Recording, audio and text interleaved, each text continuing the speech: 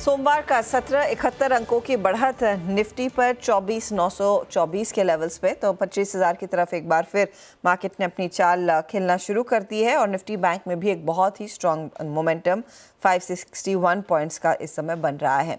चलिए, इस बीच मार्केट में अब अगला मूव किन स्टॉक्स की बदौलत आएगा, कहां पर कन्विक्शन बढ़ गया है, इस सब पर बात करने के लिए हमारे साथ कंप्लीट सर्कल के मैनेजिंग पार्टनर और सीआईओ गुरमीत चड्ढा है। गुरमीत, स्वागत है आपका। पिछला हफ्ता थोड़ा सा पेनफुल था, ऑल कर्टसी यूएस में और एनविडिया के साथ क्या हुआ।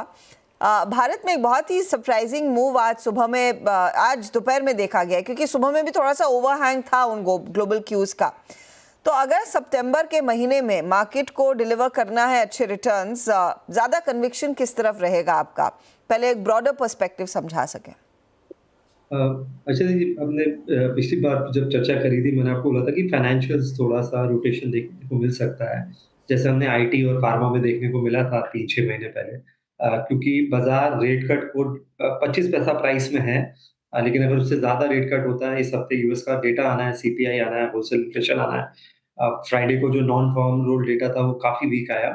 तो मुझे लगता है कि फाइनेंशियल्स एक फेवर्ड सेक्टर रहेगा। दूसरा, कुछ एनबीएफसीज़ में भी मुझे लगता है थोड़ा मूवमेंट आ सकता है। बजाज फाइनेंस में, क्योंकि बजाज हाउसिंग का आईपीओ है और काफ़ी अच्छा रिस्पॉन्स है। मुझे लगता है थोड़ा-सा स्टॉक री-रेट हो सकता है। एक काफ़ी सबड्यूड रहा। अगर आप पिछले 3 साल में देखेंगे, तो ईपीएस ग्रोथ देखेंगे तो लगभग 35% है और स्टॉक 3 साल में फ्लैट है। तो जैसे-जैसे कॉस्ट ऑफ फंड नीचे आएँगे, मुझे लगता है वहाँ भी थोड़ा-सा इम्पैक्ट देखने को मिल सकता है। और एक ब्रॉड सेटअप होता है, जब डॉलर वीक होता है तो थोड़ा कमोडिटीज़ अच्छा करते हैं। जैसे हम वीक डॉलर, स्ट्रॉन्ग कमोडिटी बोलते हैं, लेकिन वो वैसा प्ले आउट नहीं हुआ। पिछले 1 महीने में आप देखेंगे तो aluminium, copper, zinc, crude oil, natural gas, correction आया है कमोडिटीज़ में। तो अगर रेट कट आता है और थोड़ा-सा रिवाइव होता है, तो थोड़ा-सा टैक्टिकली कमोडिटी स्पेस में भी आपको एक एक्शन देखने को मिल सकता है। तो मेरा ये मानना है कि मार्केट का वैल्यूएशन थोड़ा-सा हायर साइड पे है। निफ्टी 20 टाइम्स है, लेकिन जो मिड कैप इंडेक्स है, स्मॉल कैप इंडेक्स है, वो 30 टाइम्स अर्निंग्स पे है। तो थोड़ा-सा बस केयरफुल डिप्लॉयमेंट करें। मार्केट थोड़ा, मुझे लगता है, रेंज बाउंड रहेगा, स्टॉक पिकर्स रहेगा और इंटरेस्ट रेट सेंसिटिव्स और कमोडिटीज़ की तरफ थोड़ा-सा झुकाव हो सकता है। ये जो फाइनेंशियल्स आपने मेंशन किया, कंसिडरिंग इसमें बहुत बड़ी यूनिवर्स है, जैसे आपने खुद मेंशन किया, बैंक्स हैं और बैंक्स में भी निजी सरकारी हैं। हम एसबीआई की बात कर रहे थे, एसबीआई से ज़्यादा बेहतर कुछ जानकार कह रहे हैं कि आपके निजी बैंक रहेंगे। लेकिन स्टेट बैंक ऑफ इंडिया में अब यहाँ से अगर अगला मूव अगर आना है, वो किस डायरेक्शन में आएगा और क्या ड्राइव करने वाला है एसबीआई की अर्निंग्स गोइंग फॉरवर्ड? मेरा ये मानना है पीएसयू और प्राइवेट बैंक दोनों अच्छा करेंगे हर्षद जी। अब देखिए, एसबीआई में अगर आप देखेंगे तो करीबन-करीबन डेबिट कार्ड में उनका 24% मार्केट शेयर है। ये अकेला ऐसा बैंक है जिसने डिपॉज़िट में मार्केट शेयर लूज़ नहीं किया है।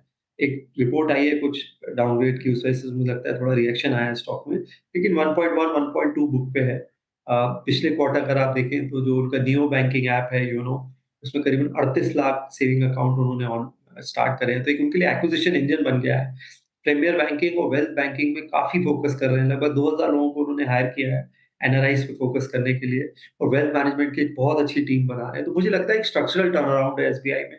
आप एसबीआई म्यूचुअल फंड का आईपीओ भी मुझे लगता है ड्यू है, थोड़ा-सा शायद वहाँ पे वैल्यू अनलॉकिंग हो सकती है। सबसे बड़ा फंड हाउस है, सबसे प्रॉफिटेबल फंड हाउस है। और सारी सब्सिडीज़ अच्छा कर रही हैं एसबीआई की। तो मेरा ये मानना है कि इस वैल्यूएशन पे मुझे डाउनसाइड ज़्यादा नहीं दिखती है, और जैसे-जैसे लिक्विडिटी इम्प्रूव होगी, अच्छा करेगा। बैंक ऑफ बड़ौदा और कैनरा बैंक भी वैल्यूएशन वाइज़ बहुत रीज़नेबल है। और जैसे बजाज फाइनेंस में थोड़ा-सा री-रेटिंग हुआ है, अगर एचडीबी फाइनेंशियल का आईपीओ आता है इस साल, जो कि मार्च से पहले का डेडलाइन है, थोड़ा-सा हमें इम्पैक्ट मुझे लगता है प्राइवेट सेक्टर बैंक जैसे एचडीएफसी में भी देखने को मिल सकता है। तो ओवरऑल मैं बास्केट खेलूँगा।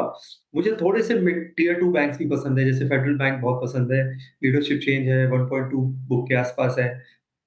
आरबीएल अगर आप देखेंगे, बहुत काफ़ी अंडर परफ़ॉर्म किया है कुछ सालों में, लेकिन अब वापस से ग्रैन्युलरली इम्प्रूवमेंट देखने को मिल रहा है। तो मेरा कॉम्बिनेशन रहेगा, और कैपिटल मार्केट प्लेस में हम काफ़ी लंबे समय के लिए निवेश है, तो हम छोटा-मोटा मूवमेंट नहीं देखते हैं। चाहे वो कैम्स है, सीडीएसएल है, ब्रोकिंग है, एक्सचेंजेस हैं। हमारा अभी करंटली ब्रोकिंग में मोतीलाल में एक्सपोज़र है, सीडीएसएल में है, कैम्स में है। और अगर और कुछ करेक्शन आता है एक्सचेंजेस में, तो हम थोड़े से एक्सचेंज जैसे बीएसई में भी एडिशन कर सकते हैं ऑन ऑन डिप्स।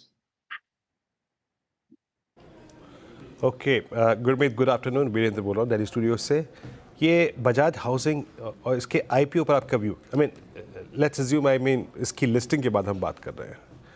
एक वो स्पेस जो एचडीएफसी के बाद वैकेट पड़ा हुआ है, जिसका I think ultimate advantage Canfin Homes या फिर एलआईसी हाउसिंग फाइनेंस को मिला था। कुछ हद तक ये कंपनसेट करेगा क्या? आपका टेक इस आईपीओ पर या फिर लिस्टिंग के बाद की जो पॉसिबली आई थिंक जो इसकी प्राइस ट्रैजेक्टरी होगी उसको लेकर? इंद्र जी, आप देखिए, सेकंड लार्जेस्ट एचएफसी है, और तीनों चारों सेगमेंट्स में अच्छा करते हैं। अफोर्डेबल हाउसिंग पे भी अच्छा करते हैं, कंस्ट्रक्शन और डेवलपमेंट फाइनेंस है, उसमें भी है, प्रेजेंस है। और आप देखेंगे इनका जो एवरेज टिकट साइज है थोड़ा सा ज्यादा है, 20 लाख के ऊपर है, वर्सेस अगर आप कंपेयर करेंगे दूसरी छोटे हाउसिंग फाइनेंस कंपनीज को जो सिर्फ अफोर्डेबल हाउसिंग पे फोकस करते हैं। तो ये थोड़ा प्राइम सेगमेंट में ज्यादा लेंड करते हैं। प्राइम सेगमेंट का मेरा कहने का मतलब है जिनका सिबिल स्कोर एक सर्टेन रेशियो से ऊपर होता है। और बजाज की क्रेडिट क्वालिटी नोन है, आई थिंक उनके क्रेडिट क्वालिटी मैट्रिक्स बहुत अच्छे हैं, और मुझे लगता है कि अच्छा करना चाहिए। मेरी मेरी निगाह रहेगी आईपीओ में, तो मुझे लगता नहीं है कि अलॉटमेंट ज़्यादा मिलेगा, लेकिन अगर उसके बाद मैं ये चाहूँगा कि थोड़ी सबड्यूड लिस्टिंग हो, शायद पर्सनल एलोकेशन लेने के लिए। दूसरा, प्राइसिंग रीज़नेबल है, 2.5 2.6 की बुक वैल्यू पे है, तो बहुत बहुत एक्सपेंसिव नहीं है। इसका रब ऑफ दूसरे हाउसिंग फाइनेंस कंपनीज़ पे भी आया है। हमने देखा पीएनबी हाउसिंग काफ़ी अच्छा किया, उसकी भी करीबन 60,000 करोड़ की बुक है, 1 के आसपास बुक वैल्यू पे है। पीछे आज ज़रूर कुछ हाउसिंग फाइनेंस कंपनीज़ डाउन है, बट होम फर्स्ट और बाकी जगह भी हमें थोड़ी-सी मूवमेंट देखने को मिलेगी। तो ये हाउसिंग फाइनेंस एक ऐसा स्पेस है, गवर्नमेंट का फोकस है, बेटर क्रेडिट रेशियोज होते हैं यहाँ पे, और क्योंकि मॉर्टगेज है तो एसेट क्वालिटी स्ट्रेस कम आता है। तो इस पूरी स्पेस में मैं कंस्ट्रक्टिव हूँ। हमारे पास होम फर्स्ट है, अगर बजाज हाउसिंग एक रीजनेबल वैल्यूएशन में मिलता है आईपीओ के बाद, तो उसे भी हम देखना चाहेंगे। ओके, बजाज हाउसिंग पे आपका व्यू था। अच्छा, अब आते हैं एक दो ऐसे इंडिविजुअल कैंडिडेट से बात करना चाहूँगा। ये ओला इलेक्ट्रिक लिस्टिंग के बाद बड़ा अच्छा मूव दिया था, 150 तक गया, उसके बाद कूलिंग ऑफ हुई, एंकर लॉकिंग जो था वो खुला, आज थोड़ा सा बाइंग इमर्ज हो रही है। ये जो अब नॉर्मल प्राइस जो डिस्कवर होके आया है, मतलब एक पोस्ट आईपीओ यूफोरिया जो था वो सिंक हुआ, उसके बाद अब लॉकिंग जो एंकर इन्वेस्टर्स थे वो बाहर निकलते हुए, इस प्राइस पे आपका आउटलुक क्या है 115 के आसपास? तो मेरा ये मानना है कि अगस्त के नंबर्स थोड़े वीक रहे थे, और उस वजह से थोड़ा नेगेटिव रिएक्शन देखने को मिला। जो ईवी के नंबर थे 12-14% के आसपास नंबर नेगेटिव थे। मेरा ये मानना है, और मैं हो सकता है गलत हूँ इसमें, कि जो जो कंपनीज़ हैं, जो ट्रेडिशनल कंपनीज़ हैं, जैसे बजाज ऑटो है, टीवीएस है, अभी एथर ने भी आज आईपीओ के लिए फाइल किया है। उनको एक एडवांटेज रहेगा, क्योंकि अब जैसे बजाज ऑटो के पास तीनों प्लेटफ़ॉर्म है, आईसी इंजन है, फ्लेक्स है जो इथेनॉल है, और ईवी है। और अगर आप रन रेट देखेंगे तो चेतक का रन रेट भी 10-12 हज़ार यूनिट्स हो गया है मंथ का।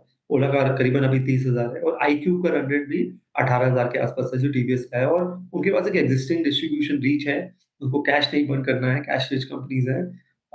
और मुझे ऐसा लगता है कि इंडिया शायद एक हाइब्रिड मार्केट होगा। पूरी तरह ईवी मार्केट शायद टू व्हीलर्स में देखने को ना मिले।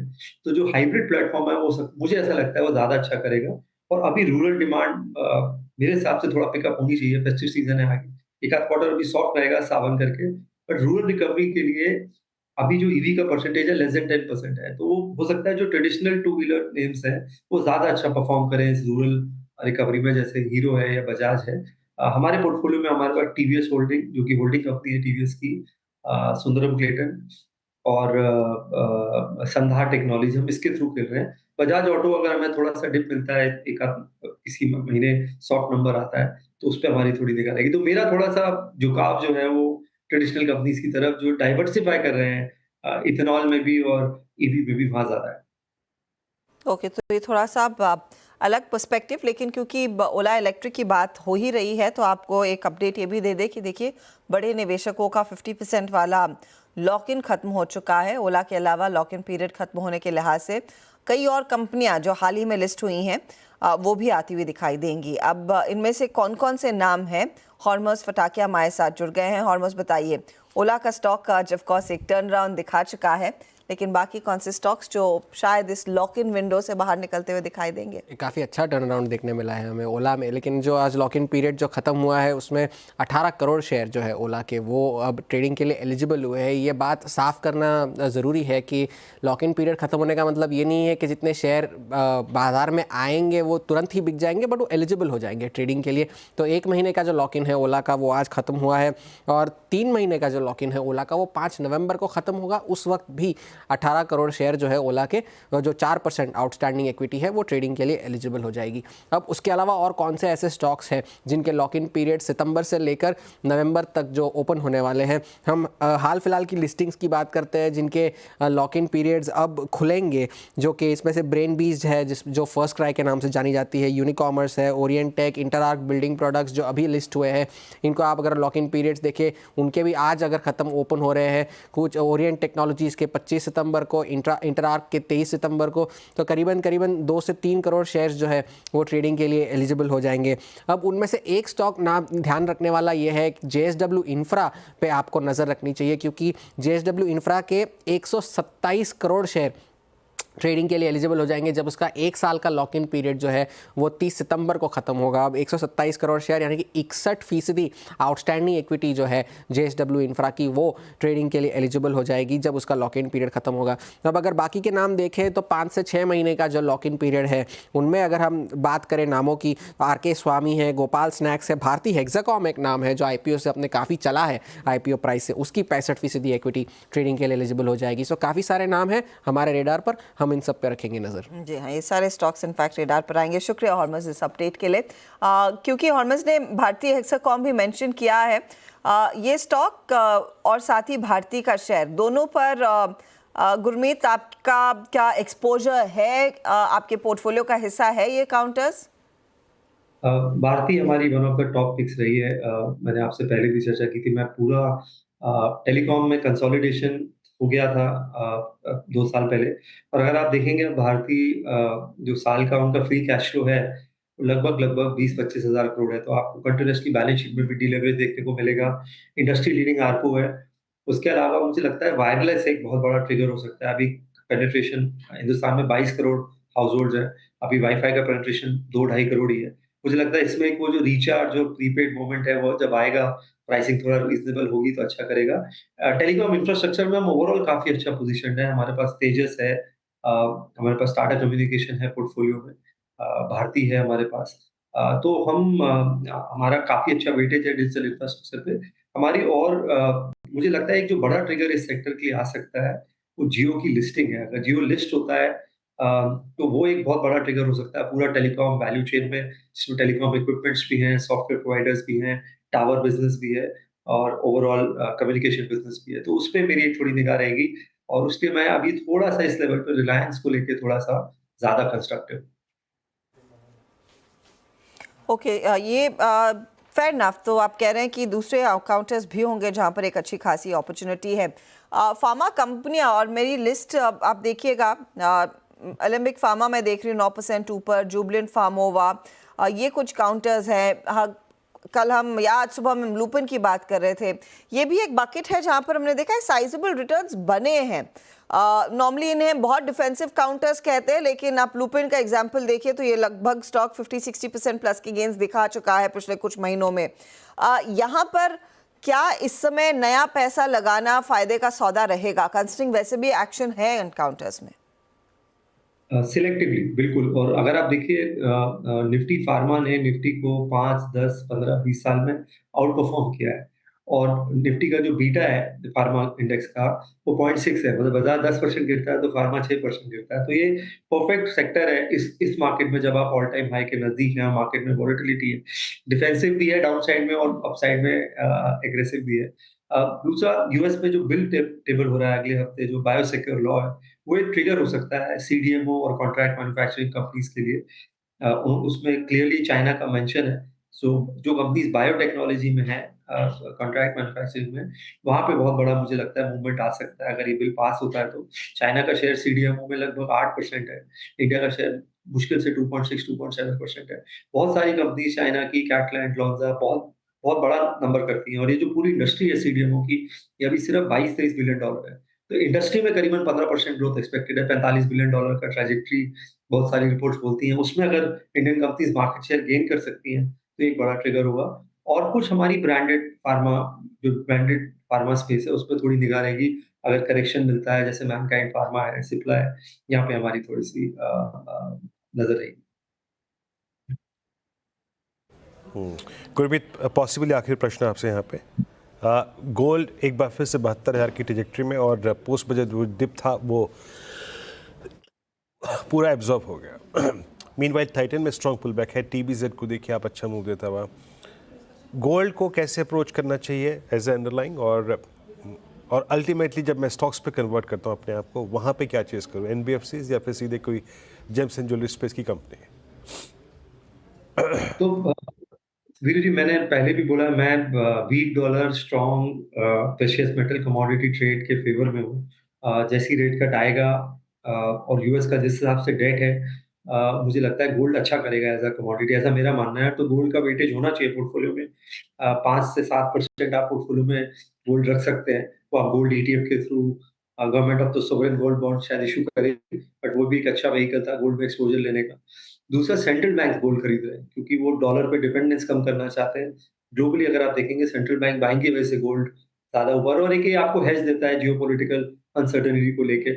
सेकंड, गोल्ड का परचेजिंग पावर कम नहीं होता है। तो 1 तोला गोल्ड 30 साल 40 साल पहले भी 1 महीने का एक्सपेंस घर का निकाल लेता था। आज भी 72,000 रुपए में एक एवरेज घर एक्सपेंस 1 तोला गोल्ड पे, तो जो है हाउस होल्ड सर्वाइव कर सकता है। इसका अंडरलाइंग ऑलरेडी मूवमेंट मुझे लगता है ज्वेलरी स्टॉक्स में आ गया है। टाइटन बेस्ट है हमारे पोर्टफोलियो में है, तो बट वैल्यूएशन थोड़ा-सा रिच है। कुछ गोल्ड बेस्ड NBFCs पे भी निगाह रहेगी हमारी। आरबीआई ने थोड़ी सख्ती करी। आरबीआई थोड़ा कंसर्न था कैश डिसबर्समेंट को लेके, गोल्ड के वैल्यूएशंस को लेके। वहाँ पे अगर कुछ डेवलपमेंट होता है, थोड़ी रिलीफ मिलती है, गोल्ड बेस्ड NBFCs में भी थोड़ा-सा मूवमेंट आ सकता है। और फॉर अ टाइम बीइंग हम सिर्फ इसको टाइटन के थ्रू खेल रहे हैं। कुछ गोल्ड माइनिंग कंपनीज हैं जो अवेलेबल है, बट इंडिया में इतना बड़ा प्ले नहीं है, ग्लोबली ज़्यादा बड़ा प्ले है। और एक और अच्छी कैटेगरी है, एक म्यूचुअल फंड की कैटेगरी है मल्टी एसेट, जिसमें गोल्ड, बॉन्ड, कमोडिटीज और इक्विटी का कॉम्बिनेशन होता है, और वो टैक्स एफिशिएंट होता है क्योंकि म्यूचुअल फंड उसका टैक्सेशन जो है 12.5% ही 1 साल के बाद। तो उसे भी निवेशक कंसिडर कर सकते हैं। अगर आपको बहुत कॉम्प्लेक्स और कंफ्यूजिंग लगता है ये, तो मल्टी एसेट फंड एक बहुत अच्छा कैटेगरी है जो आपको कमोडिटी, इक्विटी, गोल्ड, बॉन्ड्स सब में एक्सपोजर देता है with tax efficiency. Very quickly Gurmeet, अगर एक पर्सपेक्टिव आप HUL पर दे सके, द लेटेस्ट डेवलपमेंट की वो इन्वेस्टमेंट कमेटी गठित कर दी गई है आइसक्रीम बिजनेस को बेचेंगे नहीं बेचेंगे, the verdict is yet to come, लेकिन अप्रोच क्या होगी इस कॉन्टेक्स्ट में? बाजार थोड़ा सा ग्रोथ देखना चाहेगा अर्षदा, क्योंकि ग्रोथ ने डिसअपॉइंट किया है। सिंगल डिजिट ग्रोथ रही है। थोड़ा पहले इन्फ्लेशन की मार थी, फिर रूरल रिकवरी थोड़ी स्लो रही। अब थोड़ा सा स्टॉक, थोड़ा सा मूवमेंट देखने को मिला है। जैसे मैंने बोला, महाराष्ट्र में इलेक्शन है, हरियाणा ट्रांसफर्स कर रही है स्टेट और सेंट्रल, तो एफएमसीजी ओवरऑल अच्छा करेगा। बट एचयूएल मुझे लगता है शायद थोड़ा कंसोल, अगर आइसक्रीम बिजनेस साइब अप होता है थोड़ा, वो मुझे लगता है एक माइनर ट्रिगर है। बड़ा ट्रिगर एक वॉल्यूम ग्रोथ अगर वो दिखा पाए फेस्टिव सीजन में, उस पे बाजार थोड़ी निगाह रहेगी। हमारे पोर्टफोलियो में फेस्टिव सीजन के लिए और भी एफएमसीजी स्टॉक्स है, इमामी है, टाटा कंज्यूमर है। एक रिलेटेड प्ले है जो कि मैं पूरा एफएमसीजी नहीं है, मिसेस बेक्टर है, उन्होंने भी QIP भी किया है, एक्सपैंड कर रहे हैं अपनी प्रेजेंस और भी फूड कैटेगरीज में। और ज़ोमैटो है। मैं ज़ोमैटो को लेके इन पर्टिकुलर काफ़ी कंस्ट्रक्टिव हूँ। हमने पहले भी कई बार इस पे चर्चा करी है। मेरा ये मानना है कि ये इंडिया का क्विक कॉमर्स मूवमेंट है, तो काफ़ी बड़ा प्ले है क्विक कॉमर्स का ज़ोमैटो में। गुरमीत जी और मैं कहाँ चुस्की गोला खाने वाला इंसान, हर्षदा ने कम से कम कार्यक्रम में गुरमीत जी 4 बार तो जिक्र कर दिया होगा, आइसक्रीम का जिक्र कर दिया होगा, आप समझ सकते हैं, है ना। चलिए, बहुत बहुत शुक्रिया आपका इस कार्यक्रम में शामिल होने के लिए, और आई थिंक सभी इंडस्ट्रीज पे, सेक्टर्स पे अपनी राय रखने के लिए। अब एक बार जरा मार्केट्स लेके आइए। निफ्टी में आपको क्या करता है? निफ्टी बैंक 51,200, ऑलमोस्ट 51,238 200 के